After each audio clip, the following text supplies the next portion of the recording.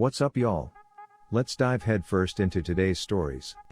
So my friend over in Korea studies fashion design. She sometimes sends me over the sketches of the designs, and they all look amazing.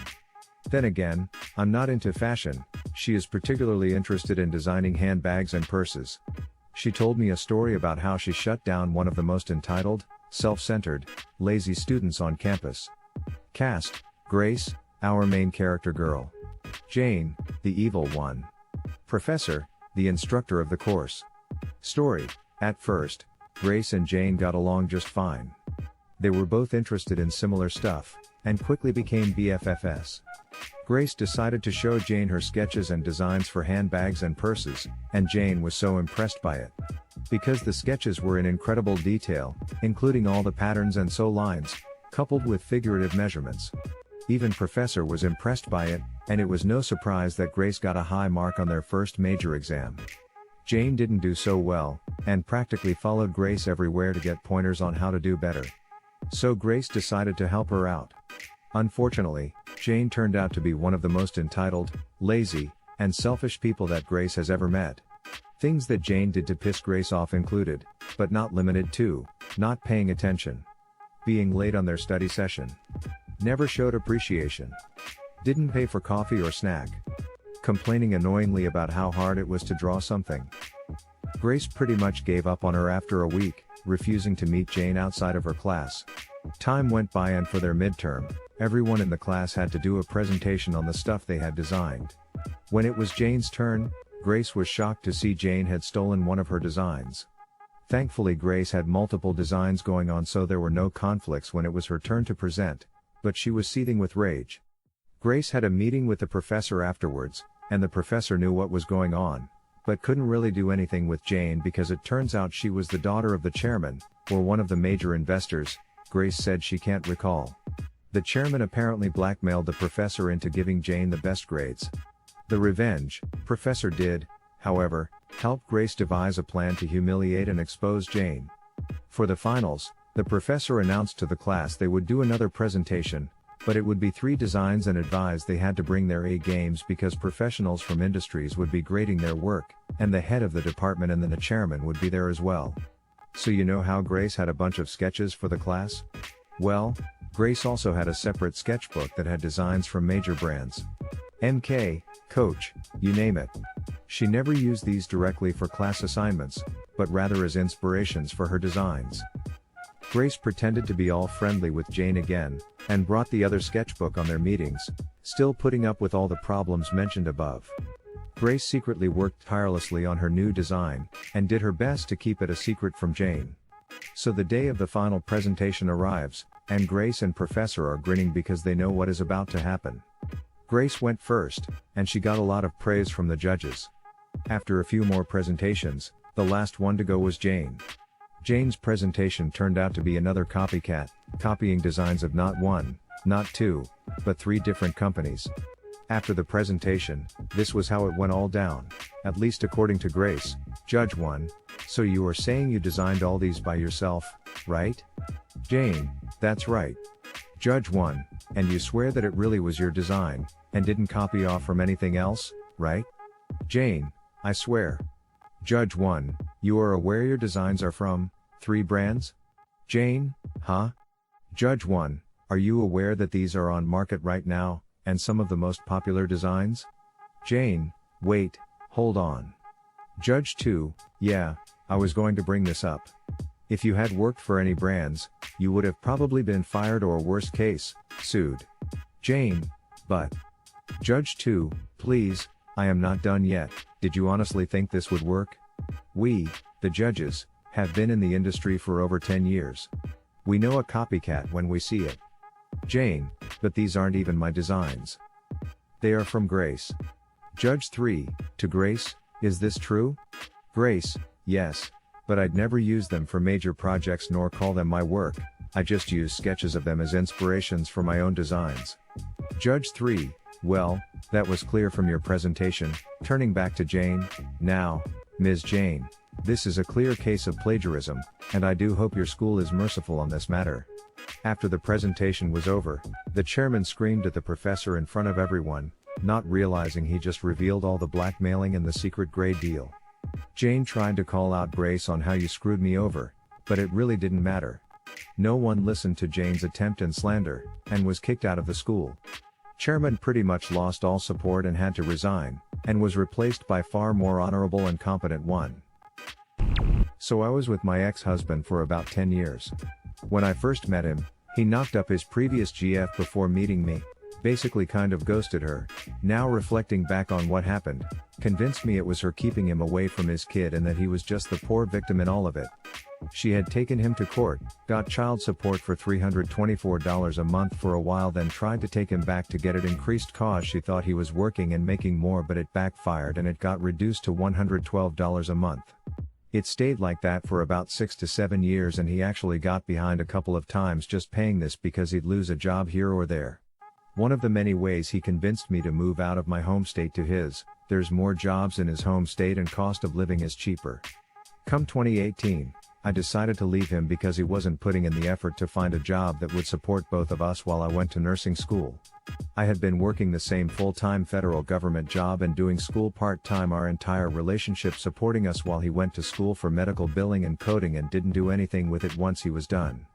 His excuse, they're outsourcing these jobs to India. He bounced from one job to another for one reason or another. Once it came time for me to actually finally apply to a nursing program, I told him he needed to finally step up. He told me he would, but never said what he was doing. He would come home from work and complain about the work and the people he worked with. He was eventually fired from that job because his boss said he worked way too slow and he was delaying orders going out for the company. We also had a bit of a dead bedroom, so that also pushed me to want to leave him. I finally decided to leave, and the ex moved in an ex-roommate a couple months later. She had lived with us previously because she found out her first husband had cheated on her. We had decided to help her get on her feet, and she met her second husband then moved out.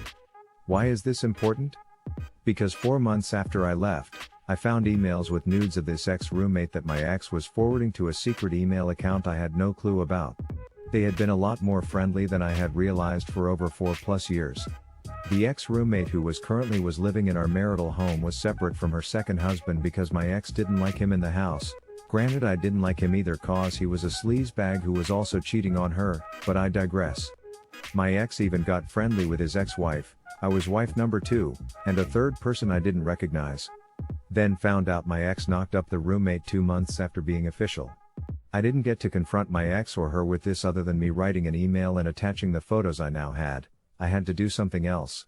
So I reached out to my ex's GF who he has his first child with.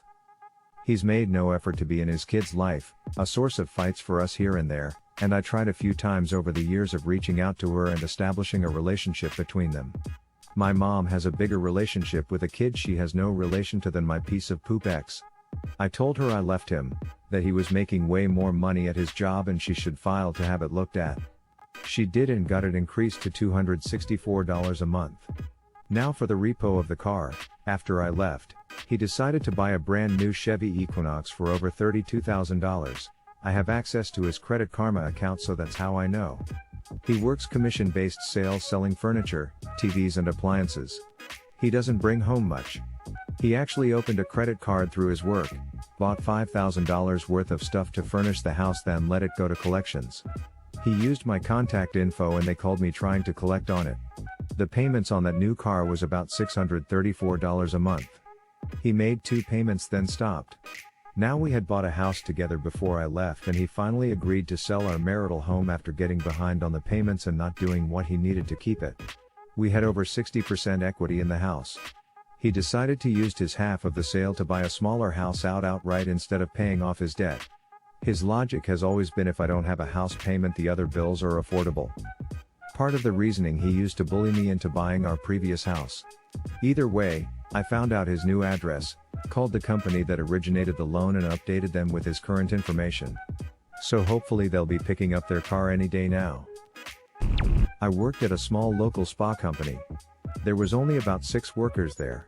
I worked there for a year and a half and only met the owner once, but talked to them on the phone a lot. She was bat poop crazy, but that's besides the point. Anyways, I got hired because my friend's mom, Pam, was the manager and someone had quit in the middle of their shift, so they needed someone fast. I worked really well there and learned very fast. I was very good at the job to the point where after a couple of months they sent new hires to be trained by me. Turnover here was bad. Despite this, I didn't get a raise or anything. It wasn't a big deal, but it would have been nice. Anyways, I was always a closer. There would be a list of things I had to do after we closed, like vacuum and dust and such. Janitorial things. As months go by, Pam begins to pick apart things. A string was left on the rug, the candy bowls weren't filled, even though they weren't even half gone, etc. Nothing too big, but they made it seem like I liked their mother. Slowly, things started to get worse. Eventually I was being told that I was not cleaning rooms that I know for a fact I had. Now I admit that once in a while I would forget to clean something, but I was getting yelled at for things I knew for a fact I cleaned. My other problem was that when my coworkers would forget the same exact things, she wouldn't yell at them, but would just say try to remember or something along those lines. Eventually, Pam got other coworkers to lie so that she could report me to the owner. Many days I came right from school and would be wearing jeans. Pam left right when I got there, so after I clocked in and counted the drawer, I would go and change into my work pants. Well, it turns out other coworkers would lie and tell her I never changed. After this, I began taking pictures and time-stamping them. This worked for a little while, but then my coworkers would say I changed back into jeans after that picture. And when it came to cleaning, she would say I didn't clean it well enough, etc. All of these would get turned into the owner, but she wouldn't fire me because they were so desperate for people and no one wanted to work there. I wonder why. Eventually, I quit because I had a job for the summer that gave me many more hours. In my summer job I made the same amount of money in 7 weeks that I made in a year at the last place. Right after I left I learned why Pam wanted me gone so bad. Pam hired her son, my ex-friend, because he was too lazy to work a job where he couldn't sit around all day. That made me mad, but even worse, they wouldn't give me my last payment. We were paid in cash. I sent multiple emails and text messages to Pam and the owner that reminded them that I needed it. When those went unanswered, I then threatened legal action. Being a high schooler, I don't believe they thought I would do anything. How wrong they were. Well, there were many reasons I was mad about this, and so I decided I'd document every single thing about it that place. These include 8+ hour workday with no breaks or a lunch, both of which are required in my state. Rats in the basement. An infestation. Fake security cameras. Allowing underage drinking. Pam faking the amount of money we had to pay her son and daughter for under-the-table work. Child labor. Pam's daughter was not old enough to work. Not fixing things like building framework, mold, etc. Allowing temperatures to go above and below the legal limit. On bad days it was above 100 or below 50 inside. Drug use. Pam giving themselves a raise, even though they already made more than everyone else there. Selling client information. Pam compiling clients for another worker to take with them to a new company, usually not illegal, but the way they went about it was. I don't remember the exact details. Not doing anything about harassment. Not paying workers. There'd be days where we didn't have enough money in the drawer and the owner and or Pam would be too lazy to go to the bank, so they would just straight up not pay us. Not only this, but prior to me leaving, I recorded some of the verbal abuse from Pam. Believe it or not, I even got them to admit to making false write-ups on me. There was more, but I can't remember what else right now. Anyways, I compiled all of this and sent it in an email to OSHA. Crap went down. In the end, both Pam and the owner were served with some hefty fines, and Pam is even facing jail time right now for fraud. The owner had to shut down their business and sell it. I don't know if the owner is facing any jail time. I also emailed every spa within 50 miles, so the owner, Pam, and some coworkers have been blacklisted from working within an hour of where we're located. I never did receive my last payment. It wasn't worth going to court over, but what came out of it was so much better. What did you think? What would you have done differently? Share your opinions in the comments. And if you enjoyed the stories, slap that like and subscribe button for more of them, and don't forget to support the original writers with an upvote. Links are in the description. Peace out, and catch you tomorrow.